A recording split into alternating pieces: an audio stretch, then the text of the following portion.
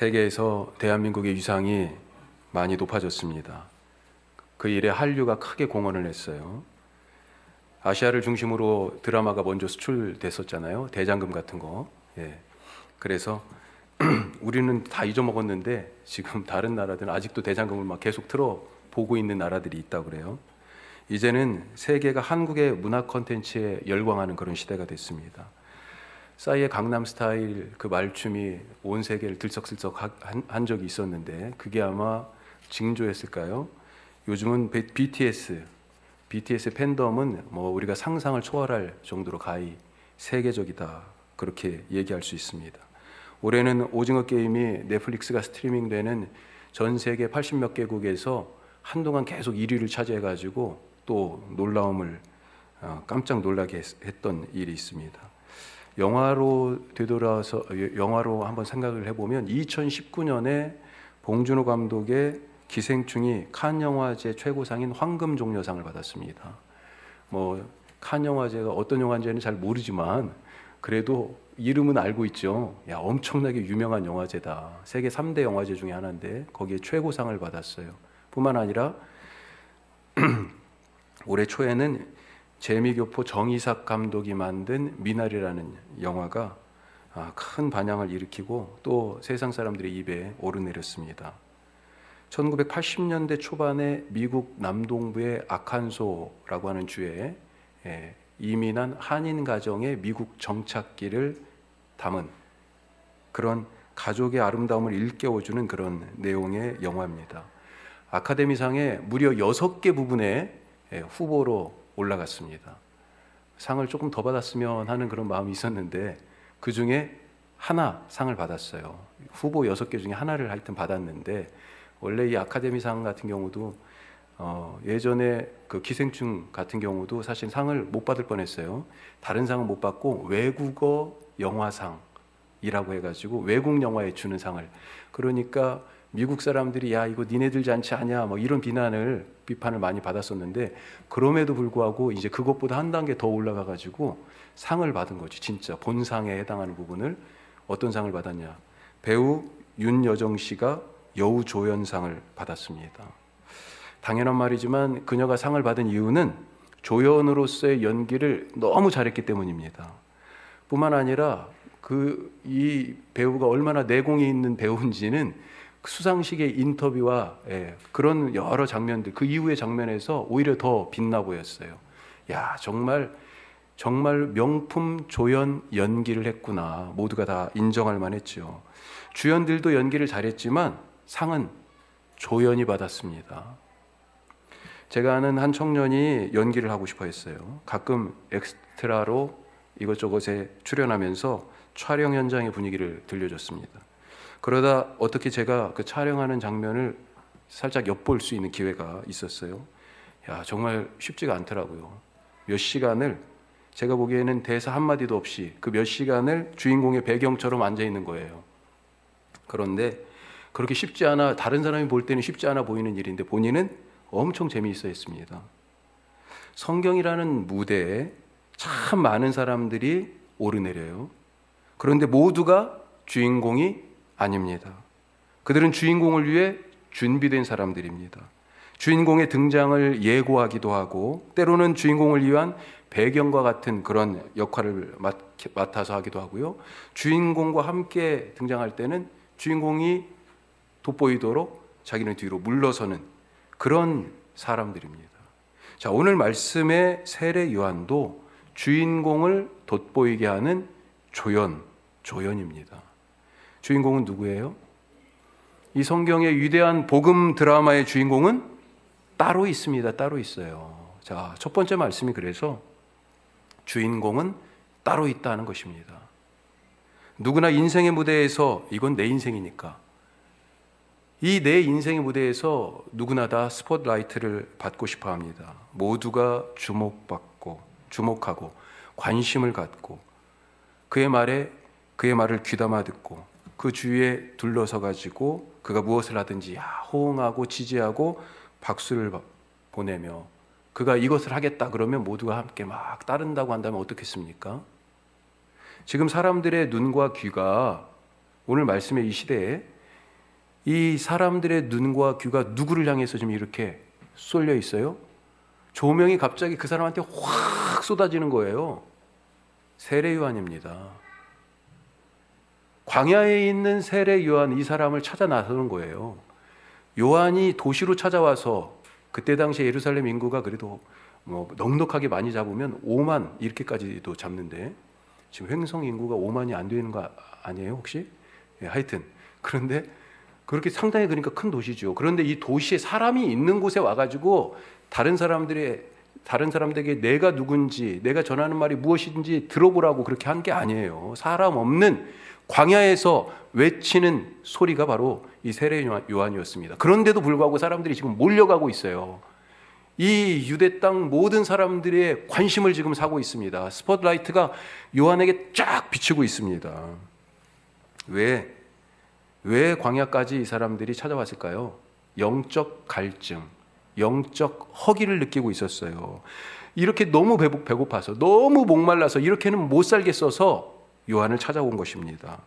수백 년을 지금 바벨론으로부터 나라가 멸망하고 나서 잠깐의 독립기간이 있긴 했지만 수백 년을 지금 남의 외세의 그 힘의 식민지로 그렇게 이 땅에 갇혀가지고 살아가는 그런 답답한 인생을 지금 살아가고 있어서 이것을 견딜 수가 없어서 어디가 탈출구인지 하나님의 뜻을 물으면서 더듬어 찾아도 문고리조차 잡을 수 없는 그런 답답한 시대에서 해방구를 찾아 나온 사람들입니다. 모두가 지금 세례 요한을 쳐다보고 있어요. 그런데 이런 사람들에게 요한이요 거침없이 말을 쏟아냅니다. 뭐라고 그래요? 독사의 자식들아, 이렇게 얘기했어요. 독사의 자식이라는 이 말, 유대인들에게 뱀은요 트라우마입니다. 창세기의 사건이 있잖아요. 우리가 지금 이렇게 고생하는 것이 바로 그 뱀, 그 사탄 때문이다. 뱀에 대한 트라우마가 있어요. 성경 맨 마지막 끝에서는요 이 뱀을 용이라고 표현합니다. 계시록에서. 그런데 이 용을 또 뭐라고 풀었어요? 옛 뱀, 이렇게 말합니다. 이 옛 뱀이 마귀죠. 사탄이에요. 자기의 그 뜻을 관철하기 위하여 바다에서 짐승을 끌어내고 땅에서 짐승을 올라오게 해가지고 이 두 짐승을 부리면서 세상을 이 사탄, 이 용 마음대로 지금 다스리려고 하고 있어요. 하나님의 교회를 핍박하고 성도들을 떡 먹듯이 잡아먹고 그의 피로 자기를 치장하는 그런 일이 지금 이 용, 이 사탄, 이 뱀을 통해 있었다는 거죠. 유대인들에게 뱀은 그런 상처요, 아픈 기억이요, 트라우마입니다. 뱀의 독사의 자식이라는 얘기는 뱀의 자식, 마귀의 자식이라는 얘기잖아요. 원래 유대인들이 구원이 없는 이방인들을 향해서 얘기할 때 너희들이 하나님의 자녀가 아니고 마귀 자녀잖아 라고 하는 그런 경멸과 모욕을 담아서 쓰던 표현이었어요. 그런데 지금 이런 모욕적인 말을 거침없이 유대인들에게 하는 사람이 누구예요? 세례 요한입니다. 그런 말을 막 쏟아내면서 회개하라고 몰아세우고 회개에 합당한 열매까지도 요구하고 있습니다. 세례 요한이 하도 거침없이 그렇게 얘기하니까 오히려 사람들이 무슨 생각을 하냐면 아무래도 뭐가 있는 것 같아, 이렇게 생각하는 거죠. 보통 사람이 아닌 거야 이건. 자, 그러면서 이런 질문을 합니다. 누가복음 3장 말씀이에요. 3장 15절 말씀 같이 한번 읽어보죠. 백성이 바라고 기다림으로 모든 사람들이 요한을 혹 그리스도신가 심중에 생각하니. 야, 이분이 그렇게 우리가 바라고 기다리던 그분 아닐까? 어떻게 우리한테 그런 식으로 이렇게까지 얘기해? 아마 그리스도신가 보다. 이렇게 지금 생각하는 거죠, 마음속에. 이 궁금증에 대하여 요한이 뭐라고 대답합니까? 아니다, 주인공은 따로 있다고 대답합니다. 이 다음 절을 보면요 이렇게 되어 있습니다. 요한이 모든 사람에게 대답하여 이르되 나는 물로 세례를 베풀거니와 나보다 능력이 많으신 이가 오시나니 나는 그의 신발끈을 풀기도 감당하지 못하겠노라. 그는 성령과 불로써 너희에게 세례를 베푸실 것이요. 내 뒤에 오시는 분이 진짜다. 나는 그분의 능력에 비하면 아무것도 아니고, 심지어는 그래서 그분 앞에서 나는 그분의 신발끈조차도 풀 그런 자격도 안 되는 사람이라고 그렇게 말하고 있습니다. 제 어릴 적 성탄절을 생각하면요 정말 가슴 뛰는 그런 시간들이었어요. 온통 추억이 거기 다 너무 많이 있죠. 12월을 얼마나 기다렸는지 모릅니다. 이파리가 떨어지기 시작하고 들판이 이제 추수를 하면서 곡식이 하나씩 없어지고 색깔이 싹 변하면서 야, 빨리 12월이 왔으면 좋겠어. 막 마음속으로 얼마나 간절했는지. 12월이 되면 성탄절을 준비하러 밤마다 교회에 갔죠. 교회 먼저 가면 친구들하고 막 해가지고 막 이 신장로 걸어가지고 교회 가면, 먼저 교회 가면 추우니까 톱밥 난로가 있었습니다. 이 예배당 한 가운데 톱밥 난로. 거기에서 우선 잠깐 몸을 녹이고 나서부터는 이제는 뭐 우리 세상이에요. 친구들하고 교회 안에 밖에 뭐 사정없이 뛰어돌아다니면서 막 땀이 흠뻑 젖을 정도로 그렇게 놀았고요. 방석이 있었는데 마룻바닥이었습니다. 방석이 있었는데 그 방석을 가지고 또 얼마나 그리고 방석으로 또 긴 의자가 몇 개 있었는데 그 사이사이에 이렇게 놓고 뭐 어떻게 집을 짓고 그 속을 기어다니고 뭐 별짓을 다 했어요. 그러다가 우리가 준비할 시간이 되면 선생님이 찾죠. 근데 어디 숨어 있는지를 몰라가지고 선생님들 애도 많이 먹였고 그렇게 찬송 준비하고 막 그랬었는데요.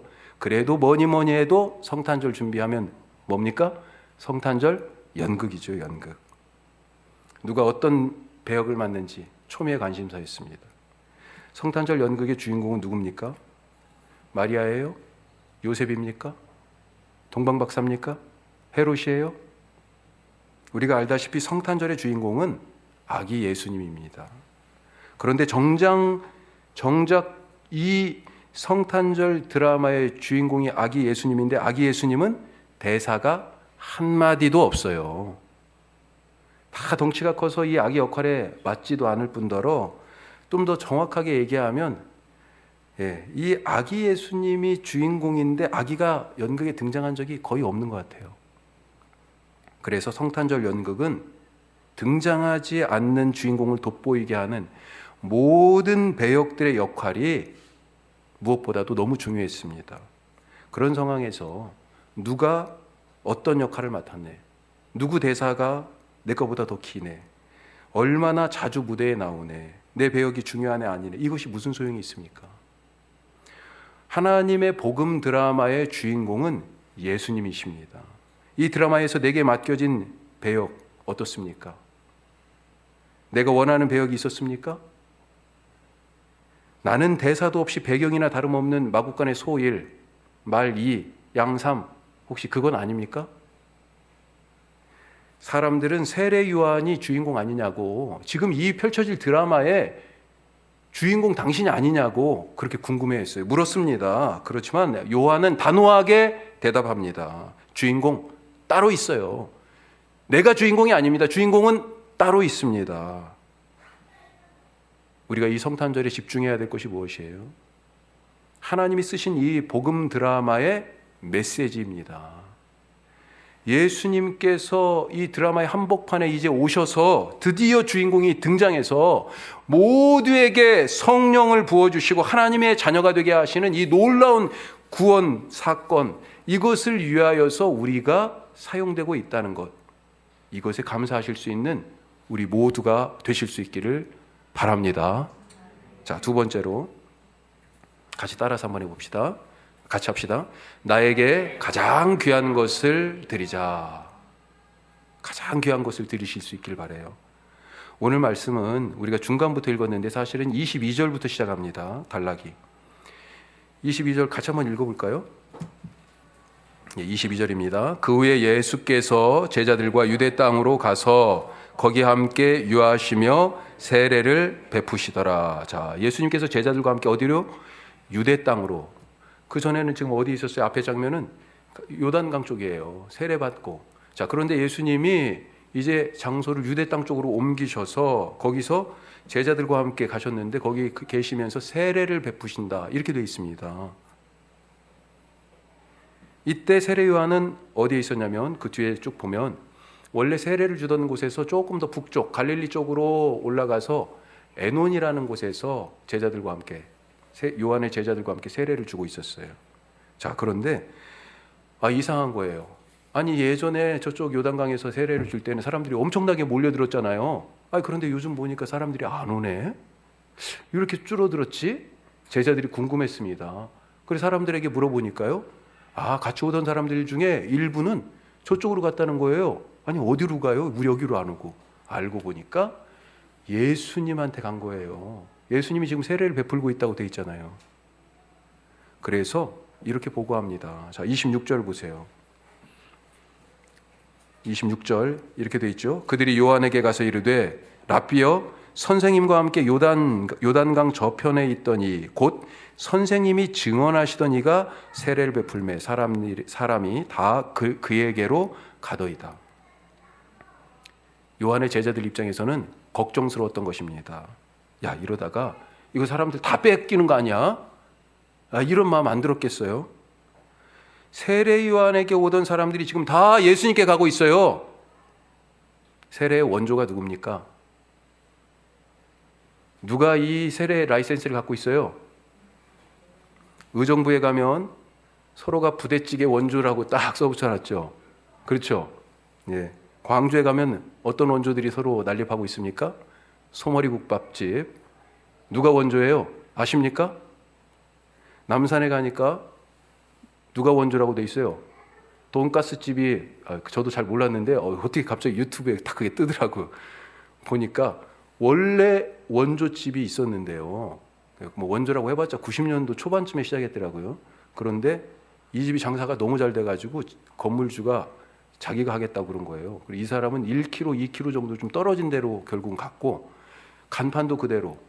예, 그러면서 원조라고 했는데 이걸 이 유튜버가 파헤친 거예요. 보니까 뭐 하여튼 진위가 어떻든지 간에 원조라고 하는 집이 지금 여러 개가 있어요. 남산에 가면 돈가스죠. 안흥에 가면 누가 원조라고 그래요? 찐빵? 누가 원조입니까? 안흥 찐빵. 심순이 할머니예요? 예? 그 터널 딱 지나가면 나오는? 모르겠어요. 저는 잘. 서로 원조라고 주장하죠. 세례의 원조는 누굽니까? 예수님이 세례 요한에게서 세례를 받았어요. 그런데 이제 예수님이 세례 요한의 허락도 받지도 않고 세례를 주고 있습니다. 이 저작권 침해예요? 상표권을 침해한 것입니까? 예수님이 세례를 베푸시는 것, 이것을 알고 지금 세례 요한은 어떻게 반응합니까? 이게 화가 날 일이에요? 제자들은 어떻게 반응했습니까? 요한에게는 사실 이것 말고도 기분 나쁘게 생각할 일이 이미 있었어요. 요한복음 1장에 보면 이런 장면이 나옵니다. 자, 1장 35절에 37절 같이 한번 읽어보겠습니다. 또 이튿날 요한이 자기 제자 중 두 사람과 함께 섰다가 예수께서 거니심을 보고 말하되 보라 하나님의 어린 양이로다. 두 제자가 그의 말을 듣고 예수를 따르거늘. 지금 요한은요 자기 양심에 따라 얘기했어요. 자기가 알고 있는 것을. 다른 사람들은 눈치를 못 챘지만 예수님을 딱 보고 저분이다. 저분이다. 하나님이 보내신 사람이다. 그렇게 알고 저분을 통하여서 하나님께서 이룰 그 구원의 계획을 이루기 위하여 속죄 제사를 드릴 어린 양으로 저분을 하나님께서 보내셨구나 알아봤어요. 아무도 못 알아볼 때. 그래서 그 말을 숨길 수가 없었어. 그래 얘기했잖아요. 자, 그런데 이 말 때문에 나는 진실을 얘기했는데 이 말 때문에 지금 자기 제자 2명이 떠났습니다. 37절 다시 보세요. 뭐라고요? 두 제자, 요한의 제자예요. 두 제자가 요한이 한 그 진실, 요한의 말을 듣고 예수님을 따라갔어요. 더 놀라운 것은요, 이 제자들 정체가 나옵니다. 누굴까요?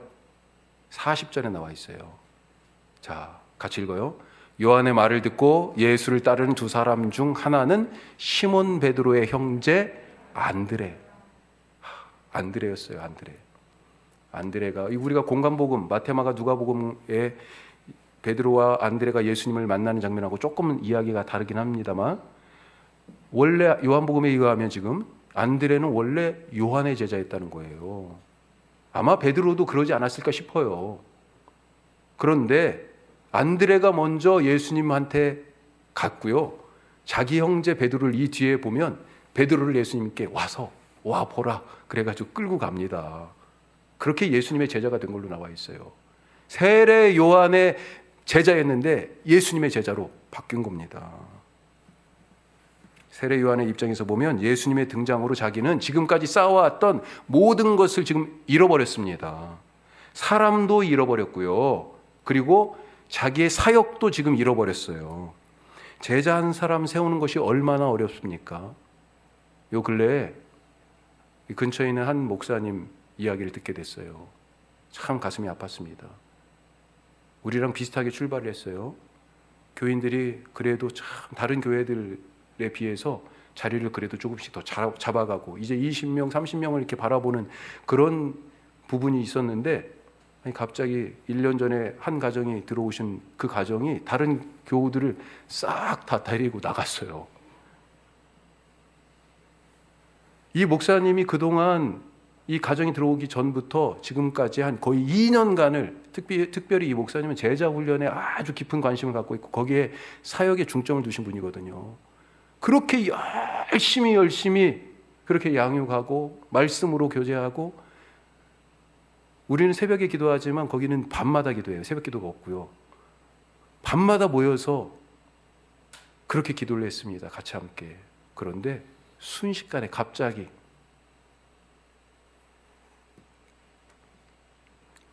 제자 한 사람 세우는 게 얼마나 어려운지 알죠. 그런데 이 제자들이 떠나 지금 예수님한테 갔습니다. 요한의 사역의 트레이드마크가 세례인데 그래서 그의 이름 앞에 세례 요한 이렇게 붙잖아요.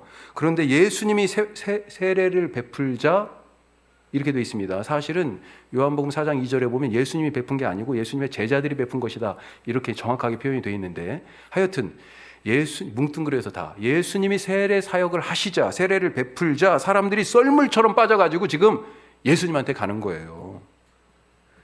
세례 요한은 가장 귀한 것을 지금 하나님께 드린 것입니다. 예수님께 드린 거예요. 나를 따르던 사람들이 예수님을 따르는 사람이 되는 것을 보고 오히려 기뻐했습니다. 이것 때문에 기분 나빠하지 않았어요.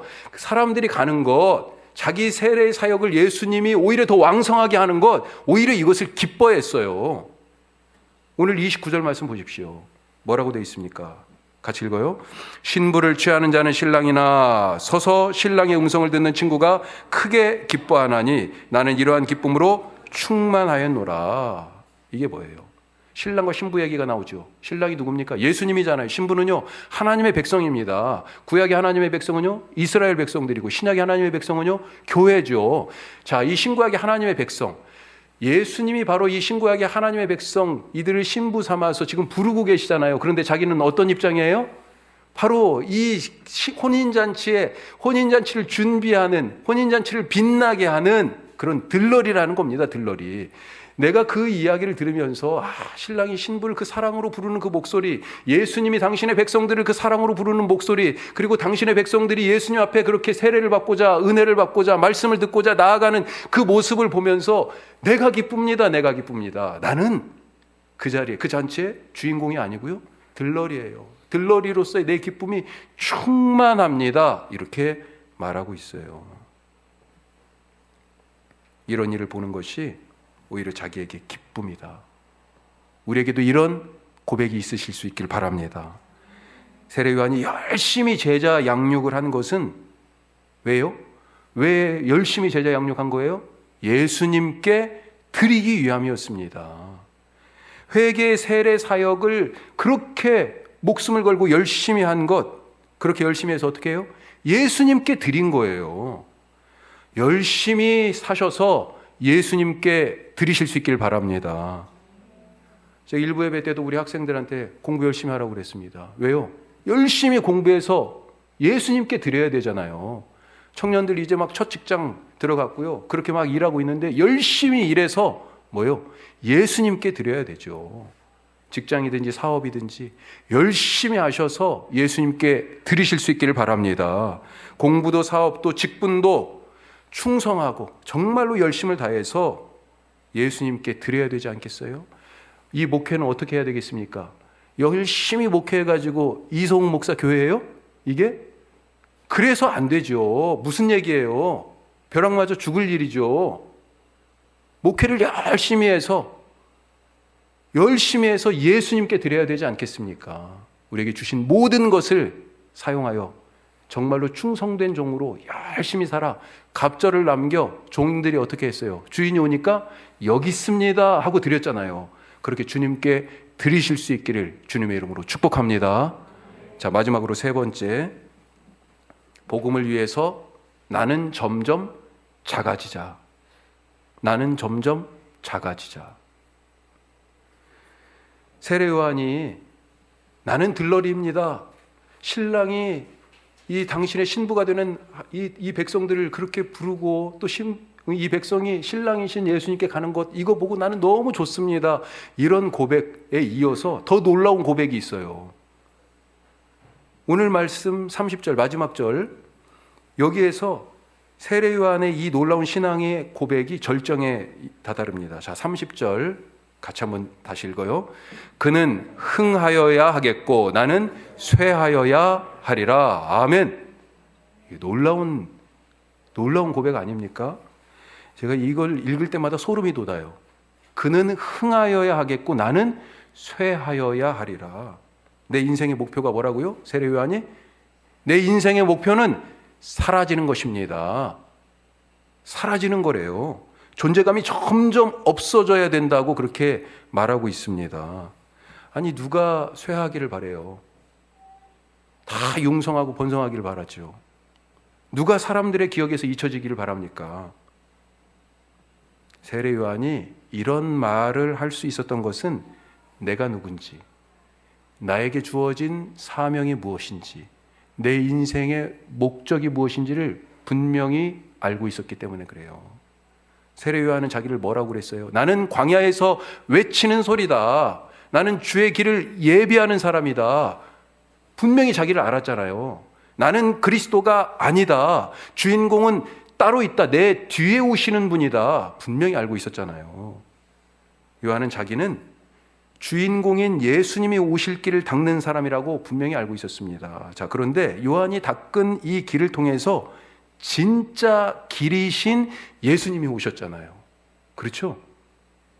이제 요한이 닦은 이 길은요, 진짜 길이신 예수님이 나타나시면서 오시면서 효력이 끝난 것입니다. 그러니 당연히 그는 흥하여야 하겠고, 예수님이 진짜 길이니까 나는 없어져야 돼. 그렇게 지금 얘기하는 것이에요. 제자들이 얼마나 의아했겠어요. 아니 예수님은 지금 막 사람들이 거기로 몰려가고 자기들이 막 지금 쪼그라들고 있잖아요. 그런데 그것 때문에 지금 불만 섞여서 걱정해서 얘기를 했더니 요한이 그분은 흥하여야 하겠고 나는 쇠하여야 하리라. 나는 사람들에게서 잊혀져도 괜찮아. 그게 맞는 거야 라고 지금 얘기하고 있어요. 요한의 세례는 어떻습니까? 요한의 세례는 진짜 세례를 위한 그림자잖아요. 마가복음 1장에 거의 비슷한 말씀이 네 복음서에 다 있습니다만 마가복음 1장 8절 말씀 보죠. 자, 이게 요한이 한 얘기예요. 같이 읽어요.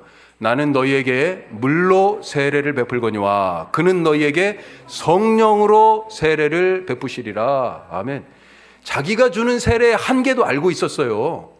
내가 주는 세례는, 내가 회개를 선포하면서 주는 이 물 세례, 이것은 이 물 세례의 한계를 알고 있었어요. 내 뒤에 오시는 나보다 능력이 많으신 그분의 신발끈도 풀기 어려운 그 위대하신 그분이 행하실 세례는 뭐예요? 성령으로 베푸실 세례다. 다른 복음서에서는 불과 성령이라고 표현되어 있어요. 물론 성령을 물로도 이해하게 되는 그런 대목들이 복음서에 있습니다만 여기에서 이 자기의 물 세례와 예수님이 베풀어 주실 진짜 세례, 성령의 세례가 다르다라고 하는 것을 자기가 분명히 알고 있었어요. 물 세례는 성령 세례를 위한 그림자입니다. 물로 세례를 받는 것이 중요한 것이 아니고 성령으로 세례를 받는 것, 그것이 중요하다고 말하고 있어요. 거듭나는 게 어떻게 돼요? 성령으로 거듭나는 거잖아요. 반대로 성령이 그 사람에게 임했다면 물 세례를 주는 것 주저할 이유가 어디 있냐? 성경에서 그렇게 얘기하고 있습니다. 이 성령의 세례를 누가 베풉니까? 요한이 베푸는 게 아니에요. 이 성령 세례를 누가 베풀어? 예수님입니다. 예수님. 사도행전 1장 5절 말씀을 한번 보십시다.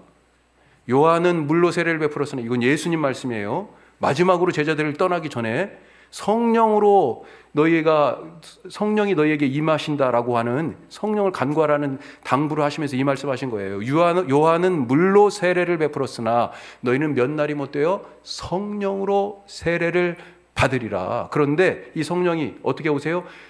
아버지께서 내 이름으로 보내신다 이렇게 되어 있습니다. 예수님의 이름으로 오시는 성령으로 세례를 받게 되는 거예요. 그렇게 성령으로 세례를 받고 이 제자들이 교회가 됐잖아요. 교회가. 예수님이 성령을 부어서 성령으로 세례를 베푸시는데 물 세례는 퇴장해야 되는 게 맞지 않습니까?